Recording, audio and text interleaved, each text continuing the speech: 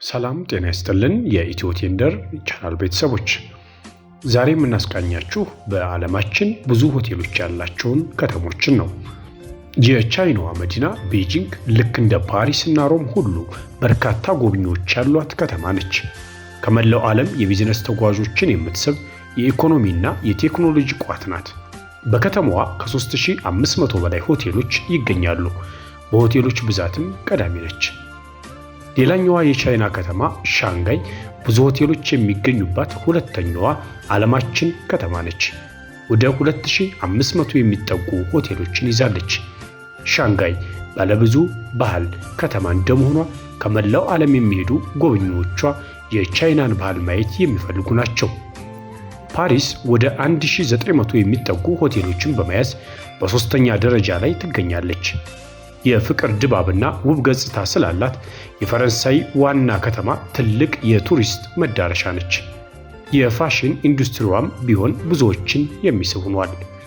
ሦስተኛዋ የቻይና ከተማ ጓንግዡ 1600 የሚጠጉ ሆቴሎች ያሏት አራተኛዋ የዓለማችን ከተማ ናት። የቻይና ሦስተኛ ግዙፍ ከተማም ናት። የውጭ ንግድ ማዕከል መሆኗንም ይነገራል። ወደ ውጭ የሚላኩ የቻይና ምርቶች በጓንዡ ተርሚናል በኩል ነው የሚያልፉት። የጣሊያኗ መዲና ሮም ወደ 1280 ገዳማ ሆቴሎችን በመያዝ በአምስተኛ ደረጃ ላይ ተቀምጣለች። ሮም በቫቲካን ሲቲ ምክንያት የሮም ካቶሊክ ማዕከል ናት።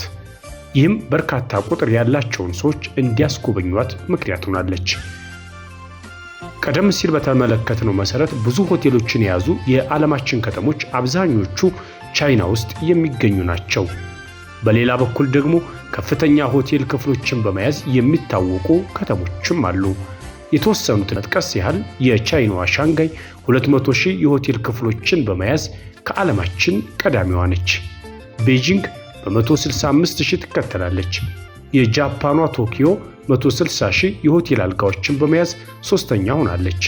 ዱባይ በ155,000፣ ላስ ቬጋስ በ150,000፣ ለንደን በ150,000፣ ኦርላንዶ በ130,000፣ ኒውዮርክ ሲቲ በ130,000፣ ባንኮክ በ115,000 እና ሎስ አንጀለስ በ110,000 የሆቴል ክፍሎችን በመያዝ በቅደም ተከተል ተቀምጠዋል። ውድ የቻናላችን ቤተሰቦች ቻናሉን ሰብስክራይብ ያላደረጋችሁ ሰብስክራይብ፣ እንዲሁም ላይክ እና ኮሜንት ሼር ማድረጋችሁን እንዳትረሱ።